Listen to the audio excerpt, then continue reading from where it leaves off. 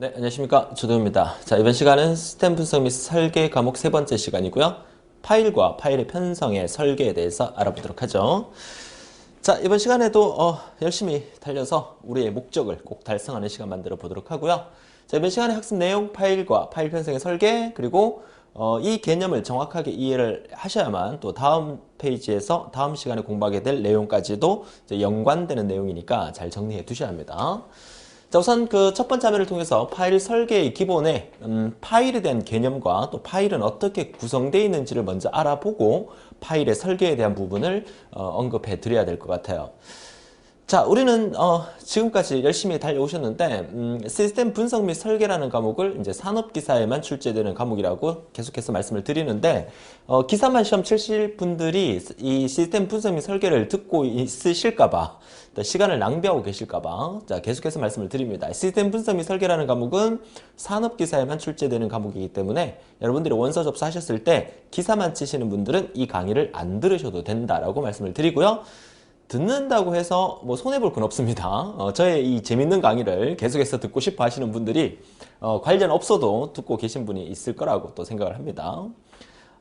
제가 나중에 또 말씀을 드리겠지만 노래를 한 곡 부르고 싶어요. 그래서 강의 속에서 제 노래를 한 곡 이렇게 딱 이렇게 불러드리는 그런 강의를 하나 만들어 보고 싶은데 어느 타이밍에서 넣어야 될지를 모르겠어요.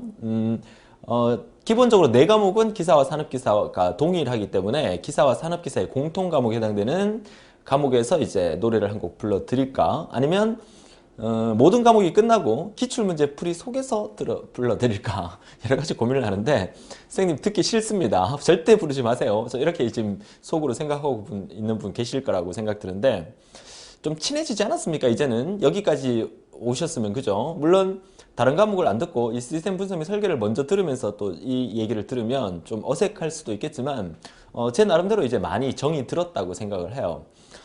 딱 이 정이 들었는데 또 나중에 여러분들 다 합격하시고 이제 더 이상 제 강의를 안 들을 시기가 오면 또 울먹울먹하게 됩니다. 누가요? 제가요. 그죠?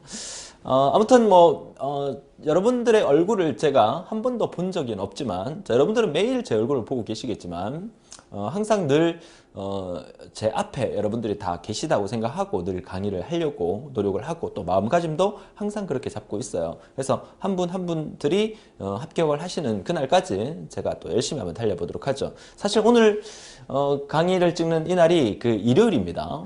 일요일인데 사실 그 일요일까지 나와서 제가 강의를 찍어야 되는가 라는 생각을 일요일 좀 쉬어야 되는데 근데 오늘 컨디션도 뭐 나쁘지 않고 날씨도 오늘 제가 강의를 찍고 있는 이 날씨도 괜찮고 참 좋아요. 그 놀러 가고 싶은 뭐 그런 날씨이긴 하지만 그래도 이제 강의를 찍으면서 기분은 되게 좋습니다. 그래서 이번 시간도 또 활기차고 또 기분 좋게 한번 시작을 해보도록 하죠. 뭐 이런저런 얘기를 또 여러분하고 차 한잔 하면서 이렇게 그죠? 커피 한잔 하면서 얘기를 하고 싶은데 언제 그런 날이 있겠죠, 그죠? 커피 한잔 하면서 옛날에 그 정보 처리를 정말 어렵게 공부를 했었는데 땄다 하면서 자격증 손에 들고 자격증 손에 들고 그죠? 이 제 자격증입니다.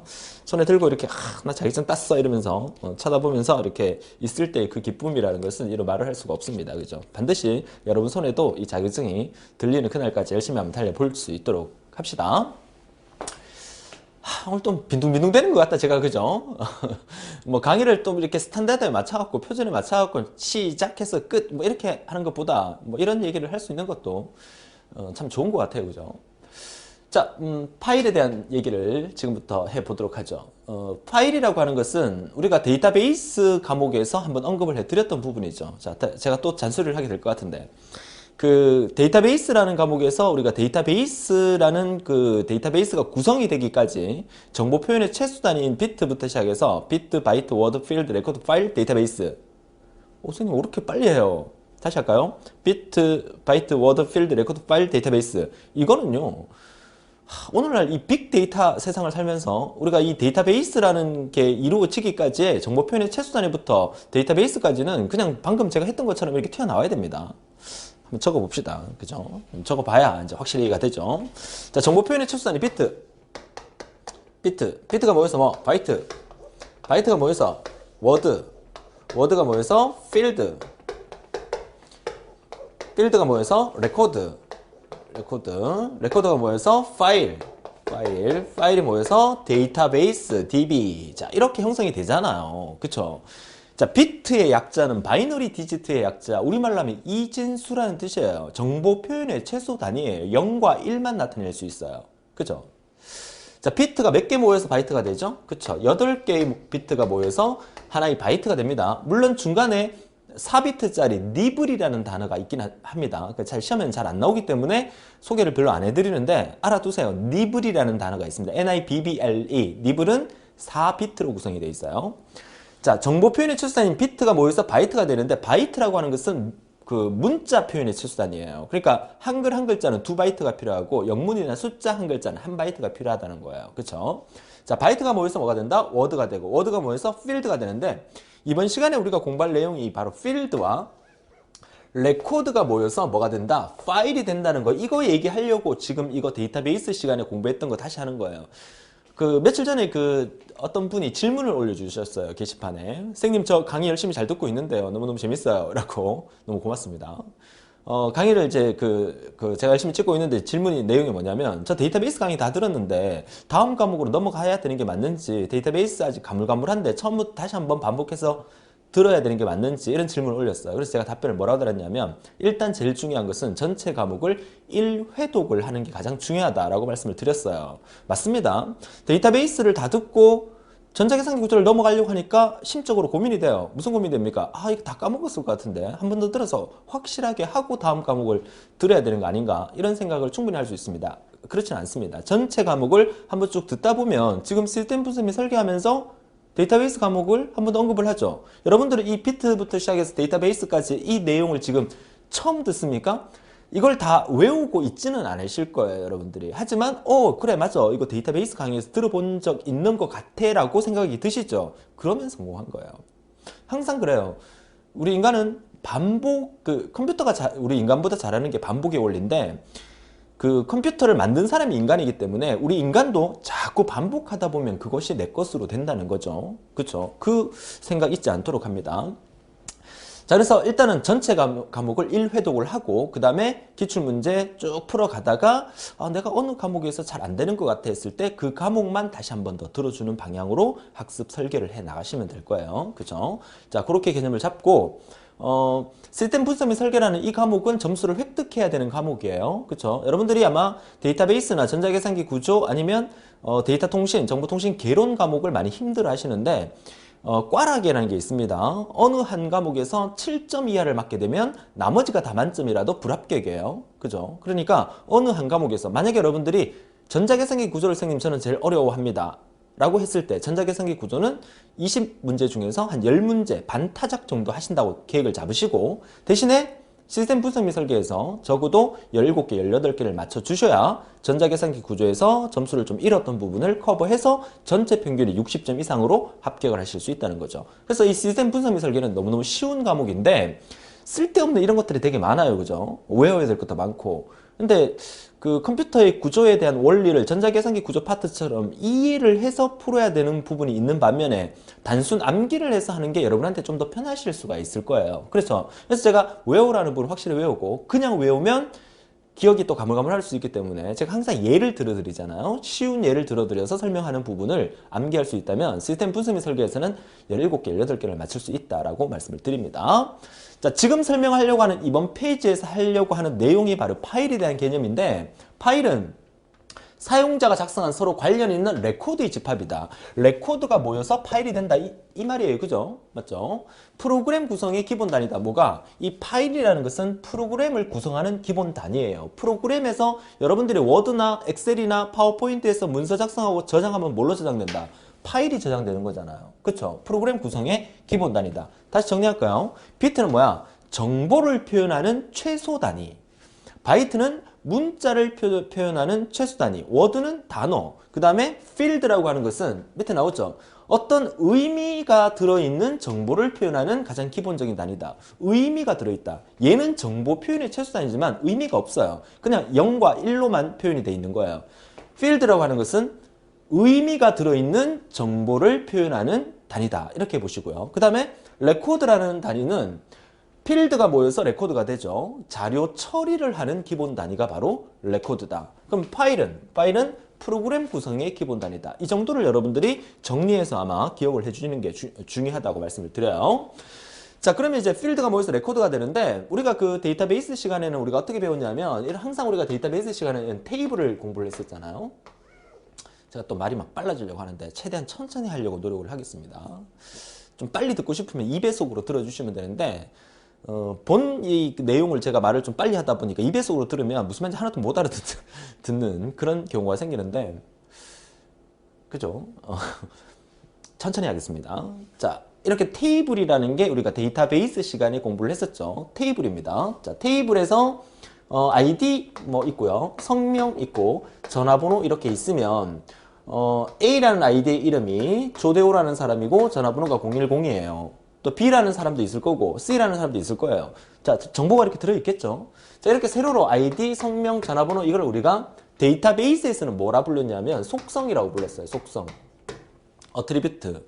자, 속성이 모여서 하나의 뭐가 된다. 우리는 튜플이 된다 해서 우리 데이터베이스에서는 튜플이라고 우리가 배웠거든요. 그래서 얘는 열을 나타내는 건데 파일 시스템에서는 얘를 우리가 필드라고 부른다는 거죠. 필드. 자, 얘는요. 파일 시스템에서 레코드라고 부르는 거예요. 레코드.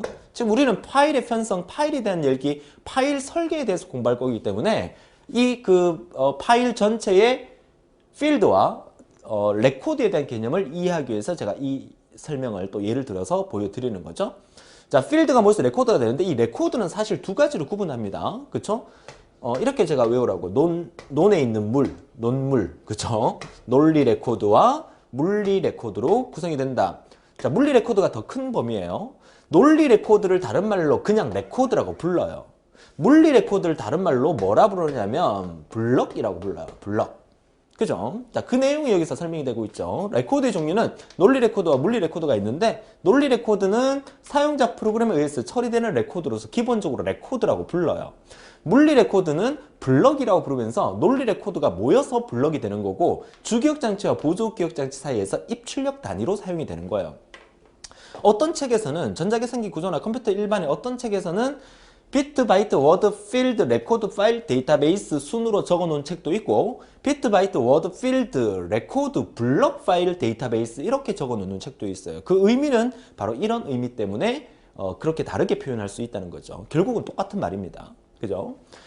자, 이번 페이지에서 여러분이 정리하는 내용은 뭐야? 파일에 대한 개념과 파일은 어떻게 해서 구성이 되고 있느냐. 자, 이 부분에 대해서 정리한 거기 때문에 사실 이 내용이 더 중요하다라고 말씀을 드려요. 이거를 여러분 손으로 적을 수 있다면 뭐 이 페이지 내용은 전부 다 파악이 됐다는 얘기겠죠. 그죠? 자, 좋습니다. 자, 첫 번째 페이지에서 이제 파일의 구성에 대해서 알아봤고요. 이제 다음 페이지로 가면 파일의 그 종류, 그죠? 이게 파일의 그 레코드를 구성하고 있는 파일 구성의 종류 4가지를 보여드리는데, 좀 페이지에 지금 색깔을 제가 잔뜩 넣어놨는데요. 자, 이거는 구별해서 여러분들이 한번 외워보라고 제가 색깔을 이렇게 좀 많이 넣어놨어요. 자, 보세요.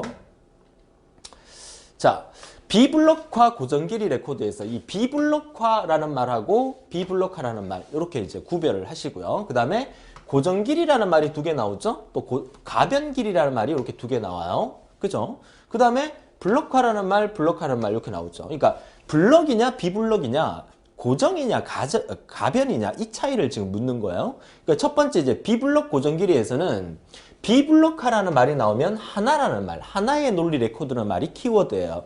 밑에도 비블럭화 하면 하나의 논리 레코드가 키워드가 되는 거죠. 그죠? 그 다음에 이제 고정길이라는 말이 나오면 고정길이니까 길이가 동일하다는 말. 자, 이 첫 번째 문장에서는 없지만 얘도 길이가 동일하다는 의미예요. 그러면 가변길이라는 말은 길이가 다르다. 길이가 서로 다르다. 이런 말을 키워드로 찾아주면 되겠죠. 그럼 다시 블럭화라는 말은, 그죠? 블럭화라는 말은 여러 개의 논리 레코드. 블럭화는 여러 개. 비블럭화는 하나. 비블럭화는 하나. 블럭화는 여러 개. 이렇게 키워드로 기억을 해주면 전체적인 부분을 우리가 쉽게 외울 수 있다는 얘기입니다. 그죠? 자, 이 내용 자체를 구체적으로 이해하려고 그러면 힘드니까, 그죠? 제가 동그라미 친 거 위주로 색깔을 제가 이제 지정을 해놨는데 화면상에 잘 안 보일 수는 있어요. 여러분 교재에는 색깔이 없기 때문에. 그죠? 그래서 비블럭 고정 길이, 블럭 고정 길이, 비블럭 가변 길이, 블럭 가변 길이의 의미를 여러분들이 쉽게 찾아낼 수 있도록 나름대로 정리해서 외워두시기 바라요. 그죠? 자, 그러면 중간에 시험에 제일 많이 나오는 것은 이 블럭화 고정 길이 레코드가 시험에 가장 많이 나오고 있죠. 블럭화 고정 길이 같은 경우에는 길이가 동일하고 또 여러 개의 논리 레코드를 묶어서 하나의 블럭으로 구성하는 형태를 의미하는 거고, 그림으로 표현하면 이렇게 표현을 해요. 자, 이것도 역시 우리가 데이터베이스 시간에 제가 언급을 했던 부분인데, 또 말이 빨라지고 있어요. 언급을 했던 부분인데, 아페이지스 설명을 드렸잖아요. 필드가 모여서 레코드가 되는데, 레코드는 크게 논리 레코드와 물리 레코드로 구분하죠. 논리 레코드를 일반적인 레코드라 부르고 물리 레코드를 블럭이라고 불러요. 그러면 이게 자기 테이프 형태의 모양인데, 블럭화 고정 길이 형태의 이제 그 레코드 모양이에요. 그러면 여기에서 레코드 1, 레코드 2, 레코드 3 이렇게 돼 있는 거, 레코드, 레코드, 레코드, 여기서 말하는 이 레코드는 논리 레코드를 의미하는 거예요. 그러면 여러분들이 이 레코드와 레코드 사이에 눈에 보이지 않는 여백이라는 게 있어요. 이 여백을 우리는 뭐라 부르냐면 인터 레코드 갭이라 그래서 우리는 IRG라고 표현을 하죠. 이 용어도 같이 알아두셔야 됩니다. 레코드와 레코드 사이의 갭을 우리가 IRG, 인터 레코드 갭이라고 하고요. 그러면 이 레코드가 여러 개 모이면 하나의 뭐가 돼? 블럭이 되죠. 그쵸? 물리 레코드. 그래서 레코드 3개가 모여서 하나의 뭐가 된다? 블럭이 된다. 레코드 3개가 모여서 하나의 뭐가 된다? 블럭이 된다. 그죠? 그러면 블럭과 블럭 사이에 이 갭이 있죠. 이 갭. 이 갭을 우리가 뭐라 부른다? 자, 이 갭을 우리는 이름하여 인터 블럭 갭이다. 그래서 IBG라고 불러요. 자기 테이프, 블럭화 고정 길이 레코드에서 나오는 이 그림을 통해서 용어 2가지를 더 알아달라는 얘기입니다. 그쵸? 레코드와 레코드 사이의 갭을 IRG, 인터 레코드 갭. 레코드가 모여서 블럭이 되는 거니까 블럭과 블럭 사이의 갭을 IBG라는 용어까지 책에는 없지만 같이 한번 정리해 두시기 바라요. 자, 좋아요. 자, 이번 페이지에서 얘기한 것은 4가지를 구별해서 문제가 나왔을 때 찾을 수 있으면 되는데, 시험에 가장 많이 나왔던 것은 블럭화 고정 길이 레코드가 시험에 가장 많이 나왔다는 거 기억하시고요. 마지막으로 3번째, 데이터베이스. 그러니까 파일이 모여서 하나의 데이터베이스가 되죠. 그 데이터베이스는 여러 개의 관련된 파일의 집합을 의미하는 거고, 데이터베이스에 대한 정의는 우리가 데이터베이스라는 큰 과목에서 우리가 제일 긴 강의였죠. 한 10강인가 11강인가 전자계산기 구조랑 그죠? 같이 쌍벽을 이루는 그 큰 중요한 과목이었어요. 자, 데이터베이스라는 과목에서 우리가 다시 한번 정리를 했으니까 잘 정리해 두시길 바라요.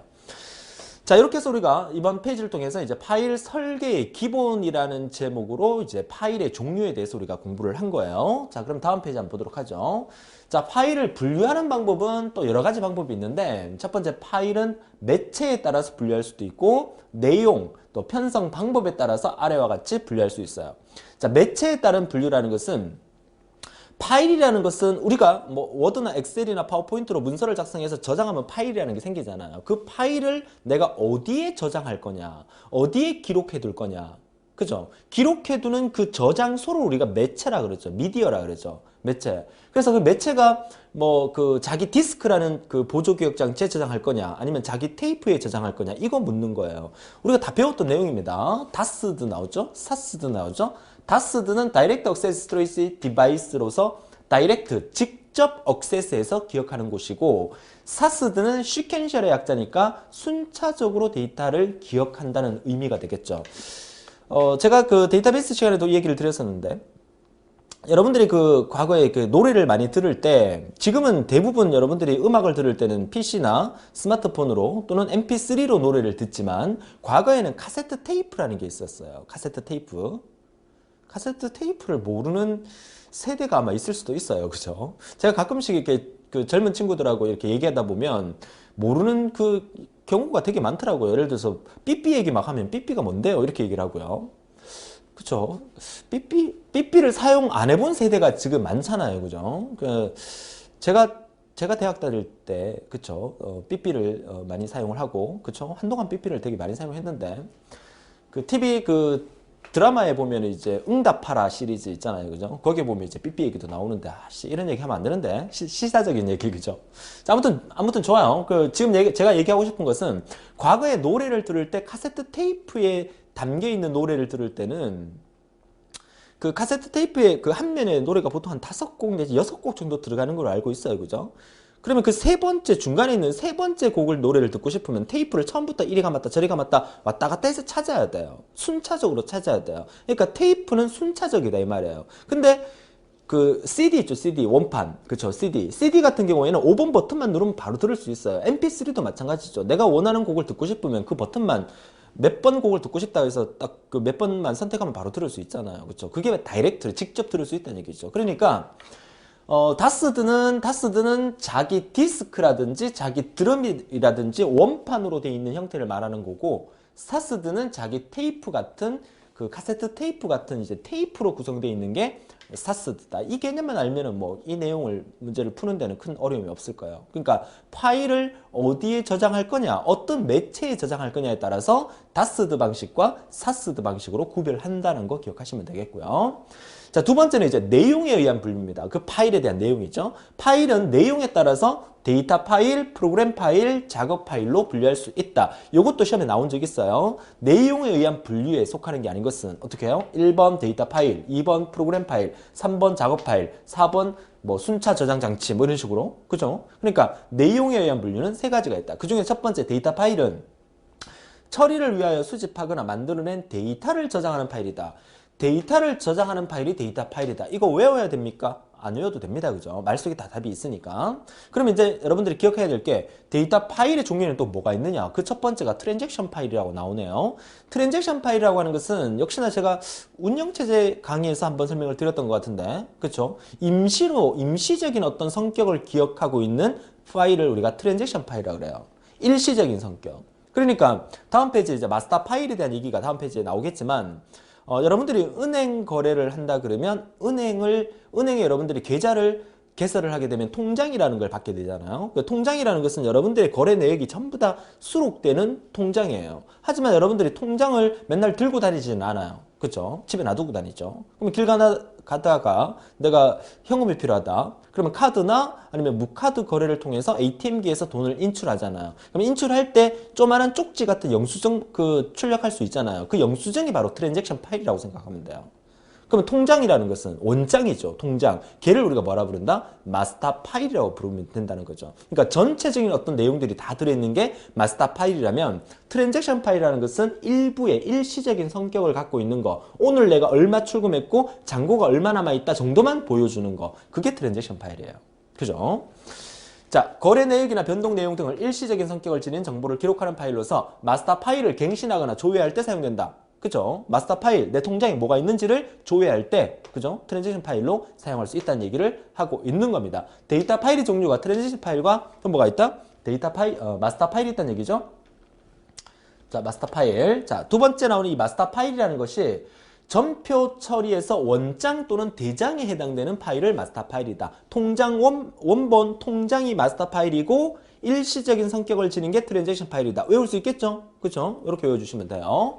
자, 그 외에 나머지는 이제 시험에 잘 안 나오지만 말 속에 의미가 있어요. 트레일러 파일이라는 것은 가장 끝부분에 해당되는 파일, 트레일러 맨 끝부분, 그죠? 그 다음에 히스토리 파일이라는 것은 기록 파일이라 해서 그동안 모든 은행 거래를 전체적으로, 사실 한 은행에 여러분들이 통장이 한 개만 있는 경우가 아니잖아요. 여러 개의 통장이 있을 수 있잖아요. 그러니까 여러분의 전체적인 어떤 내용들을 은행의 주 컴퓨터에 뭔가 기록돼 있겠죠. 그런 형태로 우리가 히스토리 파일이다, 뭐 역사 파일이다, 뭐 이렇게 생각을 하면 되겠죠. 그 다음에 원시 파일은 원본 파일이고요. 요약 파일은 썸머리 파일, 요약된 파일이고, 백업 파일은 만일의 사고를 대비해서 미리 백업해두는 파일을 백업 파일이 한다. 자, 이런 것들 시험에 잘 안 나오기 때문에 한 번만 읽어만 봐주시면 되겠어요.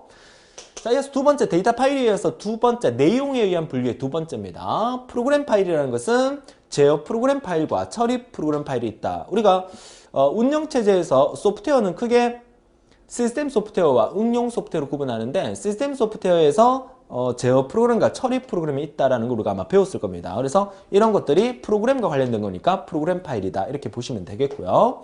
자, 세 번째로 이제 작업 파일이니까 어느 한 프로그램에서 생성된 결과를 다른 프로그램의 입력으로 사용한다. 그러니까 어느 프로그램에서 그 결과물이 나왔단 말이죠. 그 결과물을 다른 프로그램의 입력으로 다시 넣는 그런 형태가 하나의 작업 과정이 진행되고 있다는 의미로서 작업 파일이라고 의미를 알아두시면 되겠어요. 그쵸?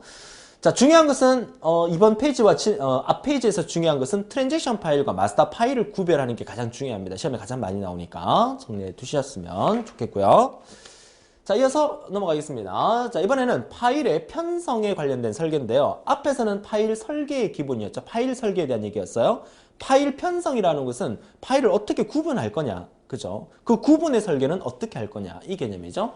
막대한 양의 자료를 각종 매체에 저장하는 기법을 파일 편성이라 하고요. 파일 조직 혹은 파일의 구성 방법이라고도 한다. 자, 거기에 종류가 첫 번째가 이제 순차 편성이라는 게 나오고, 이제 다음 페이지에는 색인 순차 편성이란 말이 나오죠. 그래서 색인 순차 편성의 종류 그리고 그 다음 페이지에는 랜덤 편성, 직접 편성이죠. 그래서 크게 세 가지 정도 우리가 기억하면 돼요. 이제 리스트 편성이라는 것도 이제 네 번째 나오고요. 여러분 책 지금 계속 넘겨보세요. 제가 이거 페이지를 계속 넘겨보고 있는 거예요. 그 다음에 여기까지. 자, 네 번째가 뭡니까? 자, 네 번째 리스트 편성이죠. 다시 앞으로 세 번째가 랜덤 편성. 그 다음에 두 번째가 색인 순차 편성. 그 다음에 첫 번째가 순차 편성. 그래서 순차 편성, 색인 순차 편성, 그리고 링크드 편성. 그죠? 그 다음에 마지막에 뭐였죠? 세 번째가 이제 랜덤 편성, 그죠? 네 번째가 리스트 편성, 링크 편성. 이렇게 네 가지의 편성 방법이 있다는 겁니다. 자, 그 첫 번째는 이제 순차 편성인데, 뭐 앞에 아까 했던 얘기랑 똑같아요. 시퀀셜이니까 순차대로 파일을 편성하는 방법이다. 입력되는 데이터들을 논리적인 순서에 따라서 물리적인 연속 공간에 순차적으로 기록하는 거다. 파일을 편성하고 저장할 때 순서대로 저장을 하는 거다. 이 말이고요. 그래서 순차 편성이니까 주로 어디에 쓰인다? 그쵸. 매체가 자기 테이프에 쓰인다. 이 말이겠죠. 자, 나머지 읽어보시면 되겠고요. 순차 편성을 함으로써의 좋은 점은 기억 공간의 활용이 높다는 거. 기억 공간을 이제 순서대로 저장하기 때문에 활용이 높아진다는 거. 단점으로서는 순서대로 넣다 보니까 중간에 어떤 것을 찾으려 그러면 순서대로 찾아야 되니까 검색 시간이 길어진다는 단점이 있어요. 이 정도만 기억하시면 되겠어요. 순차 편성. 그럼 이런 순차 편성의 단점을 보완하기 위해서 뭔가를 또 만들어냈겠죠. 우리 인간은 가만히 있지는 않습니다. 그죠? 두 번째, 색인 순차 편성입니다. 자, 색인 순차 편성이라는 것은 i3 파일이다. 자, 이것도 운영체제에서 다 배웠던 내용이에요. 그러니까 반복 학습하는 거예요. 색인 순차 파일을 i3, 색인이란 말이 인덱스니까 인덱스 붙여서 순차 파일. 그래서 i3 파일이다. 이렇게 얘기하고요. 결국 순차 처리와 임의 처리가 모두 가능하기 때문에 순차의 어떤 단점을 보완해서 i3 파일을 만들었다. 이렇게 생각하시면 되겠어요. 그죠? 그래서 이제 키 포인트가 이거 1번부터 4번까지가 전부 다 시험에 나왔던 문장이에요. 그러니까 색인 순차 편성이라는 이 i3이 답인 형태로 문제가 나왔던 문장들이에요. 두 번째 읽어볼게요. 키 값에 따라서 순차적으로 정렬된 데이터를 저장하는 데이터 지역과 또 이 지역에 대한 포인터를 가진 색인 지역으로 구성된 파일이다. 이따 다음 페이지에서 또 자세하게 공부를 하게 될 겁니다. 그죠? 여기서 순차란 말이 나왔다고 해서 앞에 첫 번째 있는 순차 편성으로 생각하면 안 돼요. 순차적으로 나왔지만 색인 지역으로 구성되어 있다는 말이 들어가 있기 때문에 i3 파일이 답이라는 거 구별할 수 있어야 되겠고, 세 번째는 키값에 따라서 정렬된 레코드를 역시 순차적으로 접근하거나 주어진 키값에 따라서 임의로 접근한 것이 모두 가능하다. 결국 순차 처리와 임의 처리가 모두 가능한 게 i3 파일 편성 방법이다. 이 말이죠. 그죠?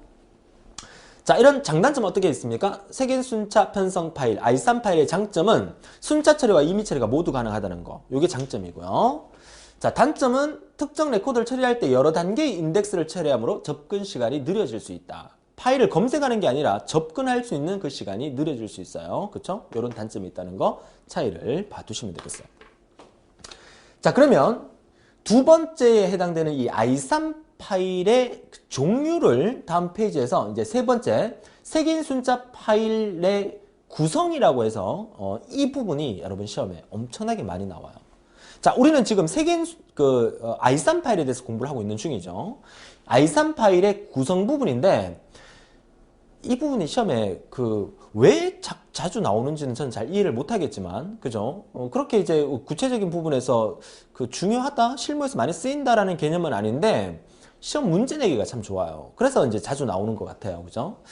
자, 크게 이제 색인 순차 편성 파일의 구성은 기본 데이터 구역, 인덱스 구역, 그리고 오버플로우 구역 세 부분으로 나눈다. 지금 우리가 뭘 지금 공부하고 있습니까? 지금 우리가 뭘 하고 있는지를 코끼리를 보라 그랬죠. 지금 우리가 뭘 하고 있습니까? 지금 우리가 공부하고 있는 것은 파일의 편성 방법 중에서 i3 파일 편성 방법을 공부하고 있는 거예요. 순차 처리와 임의 처리가 같이 되는 거. 파일의 편성이라는 개념은 파일이 하나 만들어졌잖아요. 파일이 하나 만들어졌으면 그 파일을 내가 어디에다가 편성할 거냐, 어디에다가 저장할 거냐, 그걸 결정하는 거거든요. 그래서 지금 여기 빡빡한 텍스트를 쳐다보면 머리가 아프잖아요. 그래서 제가 예를 한번 들어볼게요. 자, 예를 들려고 제가 이 그림을 하나 그려놨는데, 자, 이 예가 뭐냐면 주말이죠. 오늘 제가 강의를 찍고 있는 오늘이 일요일입니다. 그죠? 오늘 저는 일요일입니다. 여러분은 무슨 요일인지는 모르겠지만, 자, 일요일까지 나와서 지금 제가 이렇게 열강을 하고 있는 거는, 그죠? 날씨도 좋고, 그죠? 놀러도 가고 싶지만, 꾹 참고, 여러분에게 좀 더 좋은 강의를 보내드리기 위해서, 일요일도 불구하고 나와서 제가 이렇게 강의를 하고 있습니다. 아마, 추석이나 설날에도 제가 강의를 하지 않을까. 그죠?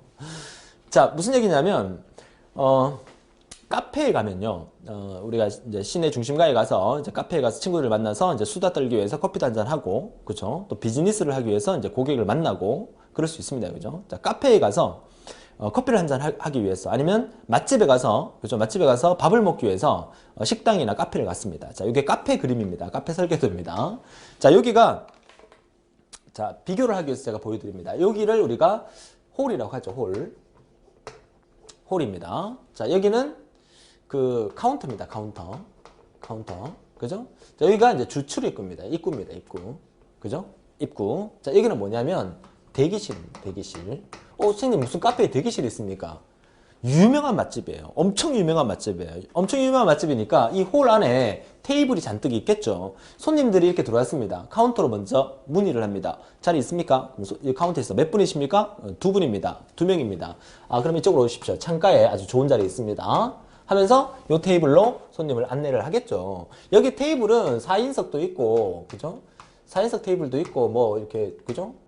테이블 이렇게 많아요. 뭐, 단체석도 있고, 뭐, 6인용 테이블도 이렇게 있고, 그죠? 여기도 뭐, 테이블이 이렇게 있고. 테이블이 상당히 많단 말이에요. 그죠? 그러면 손님이 들어왔을 때 카운터에서 자리를 안내를 받고 들어가서 밥을 먹겠죠. 차를 마시겠죠. 그쵸? 근데 여기에 손님이 꽉 찼어요. 손님이 꽉 찬 상태에서는 어떻게 합니까? 여기에 쭉 둘러가면서 벤치 같은 의자가 있어요. 그죠? 사람들이 여기서 앉아서 다 기다립니다. 대기실.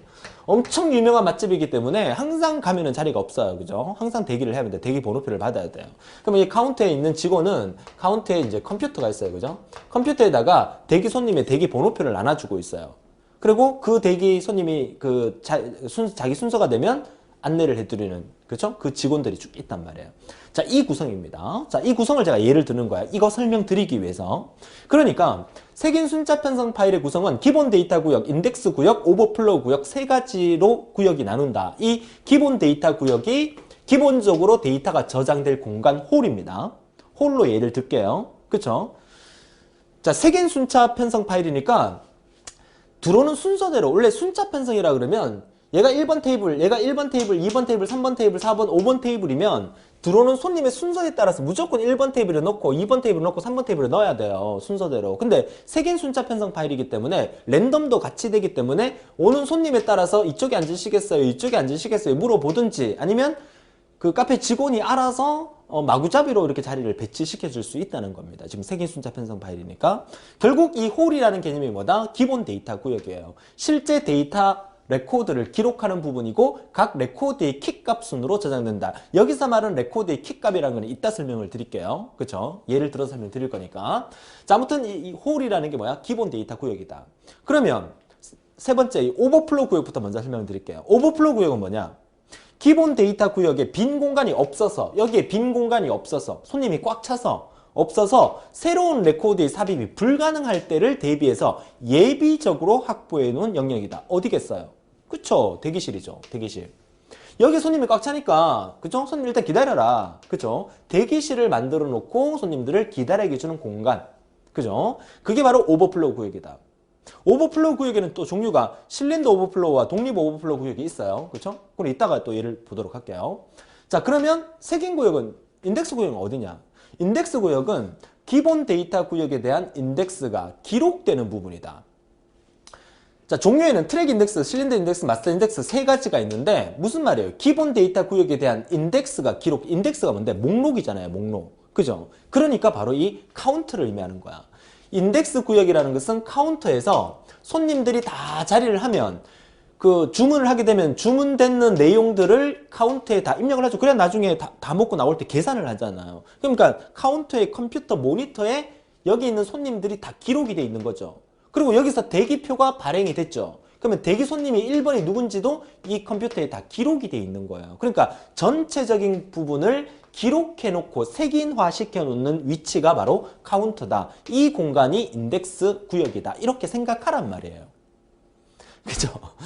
자, 이렇게 생각하면 좀 더 쉽게 기억을 오랫동안 할 수 있어서, 그죠? 그러니까 실제 우리 시험 문제에서 정말 구체적으로 어렵게 나오지는 않고 기본 개념을 알면 쉽게 맞출 수 있도록 문제가 나오기 때문에 제가 이런 예를 드는 겁니다. 그죠? 자, 그러면 이 컴퓨터 안에는 뭐가 있다? 카운터에 있는 컴퓨터 안에 뭐가 있다? 손님들이 기본 데이터 구역에 들어가 있는 손님들이 뭘 드셨는지 그런 목록들이 쫙 나와 있을 거고 대기 번호표 나눠줬으니까 대기 손님들의 1번이 누군지 2번이 누군지 목차가 나와 있겠죠. 자, 그러면 그 종류가 트랙 인덱스, 실린더 인덱스, 마스터 인덱스인데 트랙이라는 개념은요. 원래는 우리가 디스크 원판에 이렇게 있으면 자, 이게 1번 트랙, 2번 트랙, 3번 트랙 이게 트랙이에요. 그죠? 트랙. 자, 디스크 원판에 이게 트랙인데 만약에 디스크 원판이 여러 개가 있으면 첫 번째 트랙, 두 번째 원판, 세 번째 원판, 네 번째 원판, 자기 디스크라고 하는 것은 이런 디스크가 여러 장이 포개진 게 자기 디스크예요. 그러면 이 첫 번째 디스크의 요 1번 트랙과 두 번째 디스크의 1번 트랙, 세 번째 디스크의 1번 트랙, 네 번째 디스크의 1번 트랙 같은 트랙끼리 모아놓은 이것을 우리가 실린더라고 불러요. 실린더. 그죠? 얘는 우리가 뭐라 부른다? 트랙이라고 부르는 거고. 그러니까 트랙 인덱스라는 것은 기본 데이터 구역의 한 트랙상에 기록되어 있는 데이터 레코드 중에서 최대 키값과 그 주소가 기록되어 있다. 자, 이게 1번 트랙이고 뭐 이게 2번 트랙이라고 가정을 해볼 수 있잖아요. 그쵸? 그래서 트랙 단위로 그렇게 만들어 준 거예요. 그러면 실린더 인덱스라는 건 뭡니까? 실린더라는 개념이 뭐라 했어요? 동일한 트랙들의 모임이라 했죠. 그러면 얘가 1번 트랙이고 얘가 2번 트랙이라고 쳐요. 그러면 이 카페가 2층, 3층짜리 카페예요. 이해되십니까? 그러면 테이블의 구성이 1층과 2층, 3층이 다 똑같단 말이죠. 그러면 1층에 있는 1번 트랙과 2층에 있는 1번 트랙과 3층에 있는 1번 트랙끼리 모아놓아서 정리해 둔 게 있다면 그게 바로 실린더 인덱스라는 얘기예요. 그쵸? 트랙의 모임이 실린더니까. 그죠? 처리할 레코드가 어느 실린더에 기록되어 있는지를 판별할 수 있는 거고. 그러면 마스터 인덱스는 마스터가 주라는 뜻이잖아요. 일정한 크기의 블럭으로 블럭화하여 처리할 키값을 갖는 어느 실린더의 상에 기록되어 있는가를 나타내는 정보가 수록된 것이다. 결국 마스터 인덱스는요. 블럭화시켜서 여기 있는 것을 어떻게 뭐 그룹 단위로 이렇게 블럭을 만든다든가 층 단위로 만든다든가 해서 전체에 대한 대부분의 정보가 들어있는 형태를 우리가 마스터 인덱스라고 한다. 이렇게 생각을 하면 되겠죠. 그쵸? 자, 시험 문제에서는요. 얘를 구체적으로 묻는 문제는 잘 안 나옵니다. 근데 나온다 하더라도 트랙 인덱스는 트랙상에, 실린더 인덱스는 실린더상에, 마스터 인덱스는 전체적인 어떤 정보 외우기는 쉽잖아요. 그죠? 그죠? 그러니까 크게 걱정을 안 하셔도 되는데 시험 문제에서는 이 인덱스 구역에 해당되는 이 카운터, 인덱스 구역에 해당되는 종류에 속하는 게 아닌 것은 이렇게 나온다는 거죠. 1번 트랙 인덱스, 2번 실린더 인덱스, 3번 마스터 인덱스, 4번 다른 인덱스 이렇게 나온단 말이죠. 그러니까 이 세 개의 명칭을 여러분들이 외워두셔야 된다는 거예요. 이해할 수 있겠습니까? 그쵸? 그 이전에 외워둬야 될 거는 뭐야? 색인 순자 편성 파일의 구성에 속하는 게 아닌 것은 1번 기본 데이터 구역, 2번 인덱스 구역, 3번 오버플로우 구역. 기본 데이터 구역, 인덱스 구역, 오버플로우 구역. 그죠? 이렇게 세 가지를 기억하시면 오래 기억할 거예요. 카페 예를 딱 들고 머릿속에 딱 생각하면 쉽게 오래 기억한단 말이에요. 그죠? 그러면 오버플로우 구역은요. 설명을 드리면 기본 데이터 구역에 빈 공간이 없어서 새로운 레코드 사용이 불가능할 때를 대비해서 만들어 놓은 공간이죠. 그 종류가 실린더 오버플로우와 독립 오버플로우가 있어요. 실린더 오버플로우는 새로 추가되는 레코드가 많아서 기본 데이터 구역 내에 더 이상 기록할 수 없을 때 오버플로우 된 레코드를 기록하는 부분이다. 실린더는 동일한, 이렇게 외우란 말이에요. 실린더는 동일한 트랙의 집합이죠. 이 1번 트랙이요, 창가 자리야, 창가 자리. 아, 이런 얘기까지 드려야 돼. 여기가 창가예요. 아주 그 전망이 좋은, 그죠? 그러니까 1번 트랙에 1층이나 2층이나 3층이 모두가 전망이 좋은 거야. 이쪽이 다 창이고 이쪽은 창이 없어요. 그죠? 그럼 1번 트랙은 인기가 많겠죠. 그럼 1번 트랙끼리 모아놓은 곳을 하나의 또 1번 트랙의 실린더가 되는 거잖아요. 그쵸? 자, 그러니까 실린더 오버플로우는 새로 추가되는 레코드가 많아서 기본 데이터 구역 내에 더 이상 기록할 수 없을 때 역시 오버플로우 된 레코드를 기록하는 구역이니까 1번 창가 자리로, 저는 조금 더 기다려도 되니까 창가 자리로 가게 해주세요 라고 얘기를 한다 그러면 그렇게 또 따로 사람들을 이제 모아서 기록을 해놓고 그 자리에 배치를 시킬 수 있도록 그렇게 만들어 준다, 이렇게 생각하면 되겠죠. 독립 오버플로우 구역은 어떻게 기억하면 될까요? 독방이죠, 독방. 그죠? 단체석이라든지 이렇게 해서 따로 홀 외에 이렇게 따로 이제 칸막이가 돼 있는 이런 독방, 이런 부분을 이제 만들어 주세요. 그러면 여기서 이제 독립 오버플로우 구역에 들어가려고 하는 사람은 또 누군지 오버플로우 구역에다가 독립적인 방에 들어갈 사람들을 따로 이제 구분해 두는 거죠.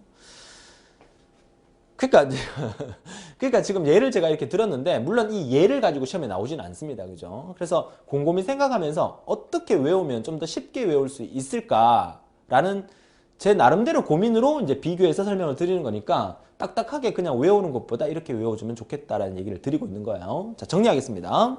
자, 정리하자면 색인 순자 편서 파일의 구성에 속하는 게 아닌 것은 1번, 2번, 3번 이렇게 나올 수 있고요. 그 다음에 오버플로우 구역의 영역에 속하는 것끼리 묶인 것은 해서 요거 두 개 묶인 게 답이고요. 그 다음에 인덱스 구역에 속하는 게 아닌 것은 문제가 나왔을 때 요거 세 개 말고 다른 게 나와 있으면 그게 답인 거. 요런 형태로 문제가 나와요. 구체적으로 묻는 문제는 거의 나온 적 없어요. 그쵸?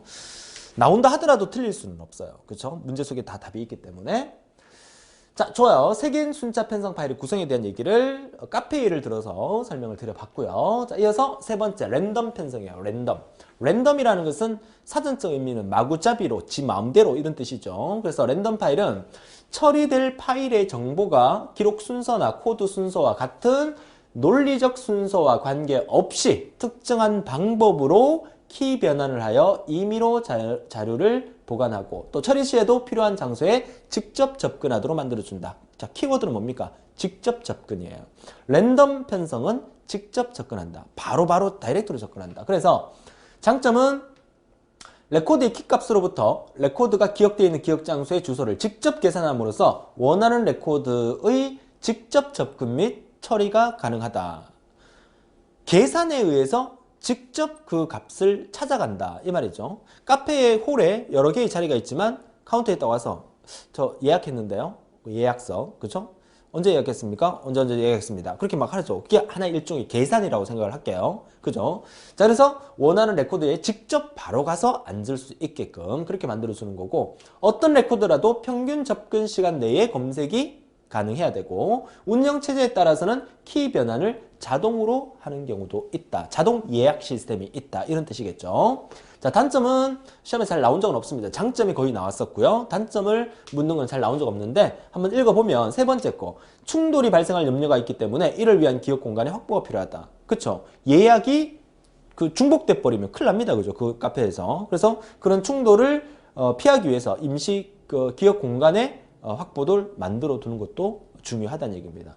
그래서 이 랜덤 편성이라는 것은 하나의 그 예약 시스템을 생각을 하면 좀 더 쉽게 또 이해를 할 수 있지 않을까라고 생각이 들고요. 자, 이 랜덤 편성의 세 번째는 이제 주소를 계산하는 방법인데, 직접 주소법, 디렉토리 조사법, 해싱 함수법 등이 있는데, 이 해싱 함수라는 거, 요것도 우리가 운영체제, 전자계산기 구조에서 해싱이라는 용어를 한번 배웠었어요. 그죠? 해싱에 관련된 용어 있죠. 시노임이라는 용어입니다. 시노임. 시험에 시노임이라고 이렇게 나온 적도 있습니다. 우리말로 얘를 시노임 또는 시노님. 이거 출제하는 교수님들이 저거를 영어로 이렇게 쓰는 경우도 있지만 한글로 이렇게 써갖고 문제 나오는 경우도 있어요. 그쵸? 잘 봐두세요. 같은 주소를 갖는 레코드의 집합, 다른 말로 키워드는 유사어, 동의어가 키워드입니다. 이런 말 나오면 시노임을 답을 하시면 되겠고요. 콜리전은 충돌이죠. 충돌. 콜리전, 충돌이라는 걸로 키워드로 외워두시면 되겠고, 버킷이라고 하는 것은 키의 주소에 따라서 어떤 종류의 데이터를 기억할 공간을 나타내는 말이 버킷입니다. 하나의 버킷에다가 어떤 내용을 기록을 하게 되겠죠. 랜덤 편성 파일에 대한 얘기였습니다. 자, 마지막 네 번째 링크트 보도록 하죠. 링크. 자, 리스트 편성이라고 해서 연결한다. 그러니까 목록대로 연결한다는 뜻이에요. 그러니까 원래 명칭은 링크트 리스트다. 이렇게 보통 말을 하고 있는데요. 자, 리스트 편성은 관련되어 있는 데이터 레코드들이 물리적으로 떨어져 있으나 데이터 레코드에 포함되어서 포인터가 순차적으로 데이터 레코드가 저장되어 있는 주소를 지시한다. 포인터가 지시한다는 얘기죠. 여기가 1번이네요. 그죠? 그러니까 이 포인터가, 자, 이 포인터가 여기를 지시하고 있죠. 그래서 이 데이터를 처리하고, 또 이 포인터는 여기를 지시하고 있네요. 이 데이터를 처리하고, 이 포인터는 여기를 지시하고 있으니까 이 데이터를 표현하고. 그쵸? 이렇게 포인터 지시대로 따라가게 만들어주는 거죠. 자, 리스트 편성 파일의 장단점에서 장점은 앞뒤의 포인터 내용만 변경하면 레코드 삽입 삭제가 쉬워진다. 여기서 내가 포인트를 2번 처리하려고 하는데 이 포인트의 위치를 3번으로 바꿔버리면 얘가 여기를 거치지 않고 바로 이쪽으로 갈 수도 있겠죠. 자, 그런 말을 설명하고 있는 거고, 단점으로서는 파일의 구조가 복잡하고 효율도 좀 떨어지고요. 기억 장소의 낭비가 좀 큰 편입니다. 한 번 정도 읽어봐 주시면 되겠어요. 자, 네 번째 리스트 편성에 대한 얘기였습니다. 자, 그러면 이제 마지막으로 이번 시간에 수업할 마지막으로 이제 파일 설계에 대한 개념과 이제 우리가 파일과 파일 편성법에 대해서 우리가 공부를 한 거예요. 그러면 파일 설계의 개념과 순서 한번 정리해 보도록 하죠. 파일의 생성과 그죠? 지금 화면이 지금 빠져버렸는데 제가 뭘 눌렀죠? 그죠? 자, 파일의 설계의 개념은 파일을 어떻게 구성할 것인가를 결정하는 단계로서 파일의 속성을 기초로 하여 사용 목적과 사용 매체에 따라서 설계를 해야 되는 부분이에요. 자, 그래서 이제 파일 설계 순서는 이것도 외워야 되겠네요. 그죠? 우리가 지난 시간에 또 외우는 방법, 그죠? 또 소프트웨어 공학 시간에도 제가 이런 얘기를 많이 드렸는데 이 순서 묻는 문제가 우리 그 기사에서는 소프트웨어 공학, 산업기사에서는 시스템 분석 및 설계에서는 항상 설계를 해나가는 단계를 보통 말을 하는 거기 때문에 순서 묻는 문제가 자주 출제가 돼요. 그래서 여러분들이 이걸 외워주셔야 되는데 우선 동그라미 한번 쳐볼게요. 성격을 검토한대요. 항목, 특성, 매체, 그리고 편성법. 자, 어떻게 외울까요? 첫 번째 글자 한번 따볼까요? 성, 항, 특, 매, 편. 적어볼까요? 성, 항, 특, 매, 편. 제가 이런 것까지 얘기를 해야 되겠습니까? 그죠? 모르겠어요. 저도 학교 다닐 때 공부할 때 외우는 거 정말 싫어했거든요. 외우는 거 정말 싫어해가지고 이거 외우라 그러면 이거 어떻게 외워야 되지? 성항, 특, 매, 편. 첫 번째 글자 따서 막 외우려고 노력해봤고, 성격이 항목을 통해서 특성으로 가서 매체를 가서 편성을 해야 되겠다 이렇게 외운 적도 있겠고, 여러분들 암기 잘 하실 수 있으시죠? 그쵸? 저보다 더 잘 하실 수 있을 거니까 이거는 뭐 사실 내용보다는 이 순서 묻는 문제가 여러분 책에도 보시면 아시겠지만 순서 자체가 엄청나게 마련해놨었어요. 그래서 이 순서는 정확하게 외우고 계셔야 돼요. 이따 뒤에서 나중에 다음 시간에 보면 소프트웨어 공학 과목의 일부가 나오고 있는데 거기에서도 제가 쉽게 외울 수 있는 방법 알려드릴게요. 그러니까 이것도 무조건 순서를 외워주셔야 됩니다. 자, 그러면 이제 구체적으로 볼게요. 자, 첫 번째 성격 검토는 뭐냐? 파일의 성격 검토니까 명칭, 작성 목적과 종류, 또 적용되는 업무 이런 것들이 전부 다 성격에 관련된 말이에요. 그죠? 근데 한 번만 읽어보세요. 그냥. 그죠? 항목이라는 말 뭐예요? 전부 다 항목의 명칭과 항목이라는 말이 나타나고 있죠. 그죠? 읽어보시면 되겠고 그 중에서 이제 특성 검토 이 부분이 이제 시험에 몇 번 더 나왔다는 얘기죠. 특성 검토는 뭐냐? 효율적인 파일의 처리 형태를 결정하는 게 특성 검토다. 효율적인 파일의 처리 형태를 결정하는 단계가 특성을 검토하는 단계다. 그죠? 역시 나머지 읽어보시고 이 페이지에서 가장 중요한 것은 저 순서 외우는 게 가장 중요합니다. 그죠? 순서를 외워두시기 바라요. 파일 설계 순서입니다. 자, 여기서 이제 네 번째 나오는 게 이제 파일 매체 검토네. 네 번째가 매체입니다. 자, 매체라는 게 역시는 뭡니까? 어디에 저장할 거냐? 디스크에 할 거냐? 테이프에 할 거냐? 이 말이죠. 어느 매체가 업무에 가장 적합한가를 충분히 검토해야 된다. 예를 들어서 학교의 생기부, 생활기록부 같은 경우 있죠. 근데 생활기록부 같은 경우에는 졸업한 지가 좀 오래되거나 졸업생들이 중학교, 고등학교 생활기록부를 떼러 가는 경우는 거의 없어요. 그죠? 그럴 경우에는 순서대로 저장하는 대용량의 자기 테이프에 저장하는 게 좋습니다. 그죠? 한번 검색할까 말까죠. 그죠? 근데 은행의 어떤 자료 같은 경우에는 빈번하게 고객이 내 통장에 돈 얼마 있습니까? 돈 주세요. 또 돈 넣어주세요. 뭐 돈 입금하고 출금하고 자주 일어나죠. 그럴 경우에는 랜덤 처리가 가능한 자기 디스크의 정보를 저장해 두는 게 좋아요. 그렇죠? 그러니까 성격에 따라서 매체에 어떤 매체가 그 업무에 적당한가 이런 거에 따라서 설계하는 부분이고요. 시험에 가장 많이 나왔던 것은 이 기능 검토 사항이죠. 요거 별표 2개 정도 할게요. 자, 매체 검토에서 기능 검토 사항은 어떤 기능이 있느냐 검토를 해야 되겠죠. 처리 방식이나 처리 시간, 정보량, 사용 빈도, 조작의 편의성, 또 저장 매체의 결정 이런 것들 다음 중 기능 검토 사항에 속하는 게 아닌 것은 이렇게 출제됐으니까 이것도 외워두셔야 합니다. 자, 종합 검토 사항이라고 해서 저장 매체와 매체의 개수도 결정을 해야 되고 몇 개 정도가 필요할 거냐, 그 다음에 장치의 대수도 몇 대 정도가 필요할 거냐 이런 것들도 결정을 해줘야 된다는 의미겠죠. 자, 마지막 5번째는 이제 편성법을 검토하는 단계입니다. 마지막 단계. 자, 순차 편성으로 할 거냐? 앞에 파일 편성 방법 우리가 다 배웠어요. 순차 편성으로 할 거냐? 랜덤으로 할 거냐? 색인 순차로 할 거냐? 리스트로 할 거냐? 그 편성 방법을 어디에 맞게끔 할 거냐? 그거 결정하는 단계가 맨 마지막 단계죠. 결국 이 순서 성항특매편, 성항특매편 이렇게 반드시 외워줄 수 있도록 해주세요.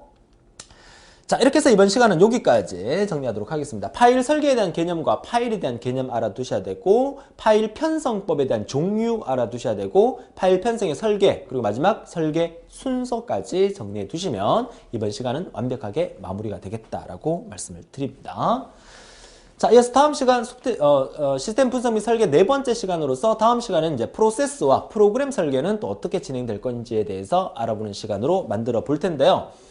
이번 시간도 뭐 여러 가지 또 카페 예를 들으면서 많이 설명을 드렸는데 항상 그 수업은 여러분 공부는 재미있게 진행하려고 하세요. 그러니까 그 카페에 대한 얘기가 시험에 나오지는 않습니다만은 그렇죠? 그런 어떤 우리가 컴퓨터도 어차피 사람이 만든 거기 때문에 사람의 머릿속에는 아마 그런 생각을 했을 거예요. 파일을 저장할 때 어떻게 저장할까? 카페에 손님들이 많을 때 그 손님들을 밀어 넣을 때 어떤 방법이 좋을까? 뭐 이런 생각을 하면서 그 편성 방법을 만들지 않았을까요? 저는 그렇게 생각을 합니다. 그 개발하는 사람이 그렇게 만들었을 거라고. 그죠? 그래서 인간의 사고방식에서 뭔가를 튀어나오는 거죠. 그런 부분이니까 여러분들도 잘 기억하셔서 응용을 해서 그 예제를 들어서 생각을 해서 외울 수 있는 그런 방법으로 진행을 하신다면 큰 도움이 되겠다라고 말씀을 드립니다. 자, 오늘 여기까지 하고요. 오늘 제가 일요일에 그랬죠. 집에 가서 이제 마무리하고 요 강의는 마무리하고 또 다음 강의는 제가 내일 월요일 날 또 출근해서 찍도록 하겠습니다. 즐거운 여러분들도 오늘이 일요일이라고 생각하고 제가 말씀드리는 거예요. 네, 즐거운 주말 마무리 잘 하시고 일요일 저녁에는 또 이렇게 월요일 날 출근하는 그런 어떤 부담, 또 월요일 날 학교 가야 된다는 어떤 부담, 그런 부담이 많은 그 저녁이잖아요. 그럴 때는 조금 이렇게 TV의 어떤 개그 프로 같은 거, 그쵸? 그런 거 시청하면서 막 웃으세요. 그죠? 웃고 난 다음에 푹 주무시고, 그 다음에 새로운 한 주 열심히 잘 지낼 수 있도록 그렇게 해주시면 좋겠네요. 다음 시간에 더 힘찬 모습으로 뵙겠습니다. 수고하셨습니다.